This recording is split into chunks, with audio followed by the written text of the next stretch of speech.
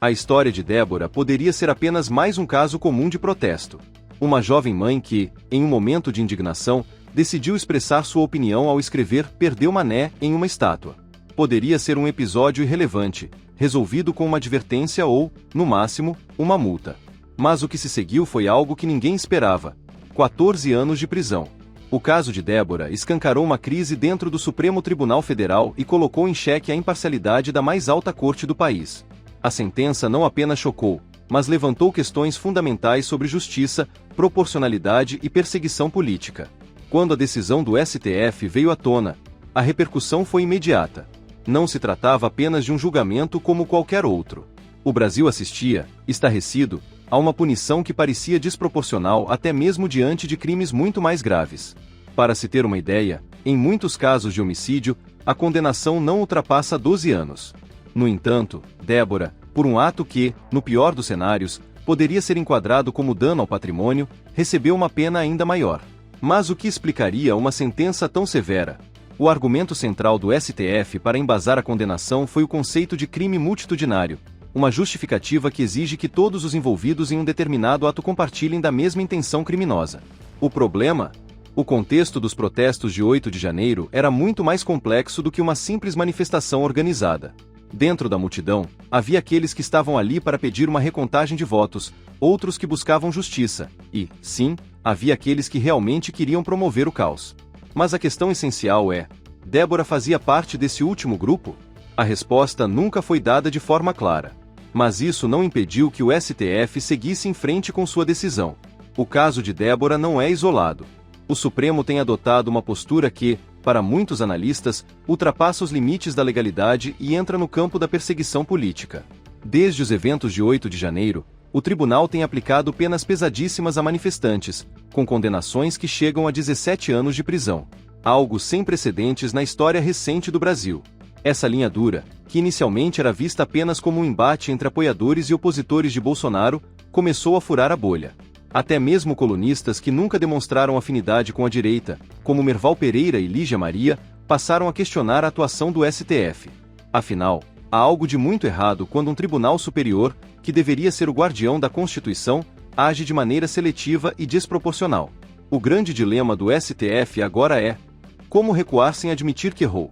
O pedido de vista de Luiz Fux suspendeu temporariamente o julgamento, mas a verdade é que a corte está presa em sua própria armadilha. Se os ministros decidirem amenizar a punição de Débora, abrirão um precedente para que todas as outras condenações sejam revistas. Isso colocaria em xeque a legitimidade das decisões anteriores e poderia enfraquecer a posição do tribunal como instância máxima da justiça. Por outro lado, manter a punição extrema significa dobrar a aposta e correr o risco de minar de vez a confiança da população na justiça. Se a condenação de Débora também te deixou indignado, me ajude a levar essa informação para os que ainda não estão despertos para a ditadura da toga que estamos vivendo. Compartilhe nos grupos de WhatsApp e Telegram.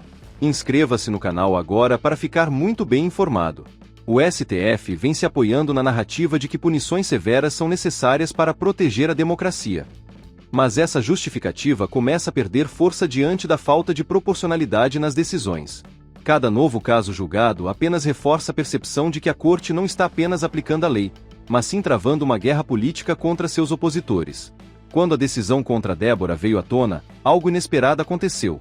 O caso mobilizou não apenas apoiadores de Bolsonaro, mas também pessoas de diferentes espectros políticos. A indignação não se limitou a grupos de direita. A sociedade como um todo começou a questionar como uma jovem mãe poderia pegar 14 anos de prisão enquanto crimes como assassinato, corrupção e tráfico frequentemente resultam em penas menores. Isso criou um problema sério para o STF. Historicamente, a Suprema Corte depende da confiança pública para manter sua autoridade. Se a população deixa de acreditar que o tribunal age de forma imparcial, sua legitimidade é comprometida. E esse desgaste já começou a aparecer. A popularidade do STF está em declínio, e a ideia de que o tribunal age politicamente já não é mais apenas uma teoria da conspiração, é uma realidade percebida por milhões de brasileiros. O caso Débora não é apenas sobre uma única pessoa. Ele representa algo muito maior. Ele mostra como uma decisão judicial pode se tornar um divisor de águas, mudando a percepção da sociedade sobre a justiça. Ele evidencia como um tribunal pode cair na tentação de usar seu poder para reprimir adversários políticos. Mas, acima de tudo, ele escancara a fragilidade de um sistema que, quando movido por interesses políticos, pode ser usado contra qualquer cidadão. Hoje é Débora. Amanhã pode ser qualquer um. Se o STF não encontrar uma maneira de restabelecer sua credibilidade e demonstrar que suas decisões são pautadas na lei e não na política, enfrentará um futuro turbulento. A história já mostrou que, quando um tribunal se afasta da legalidade em nome da conveniência política, mais cedo ou mais tarde, ele próprio se torna vítima do sistema que ajudou a criar. O Brasil está assistindo.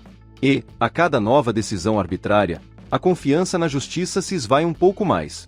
O tempo dirá qual será o desfecho dessa crise, mas uma coisa é certa. O caso Débora já entrou para a história como um símbolo da fragilidade do nosso sistema jurídico e da necessidade urgente de uma reforma profunda no judiciário.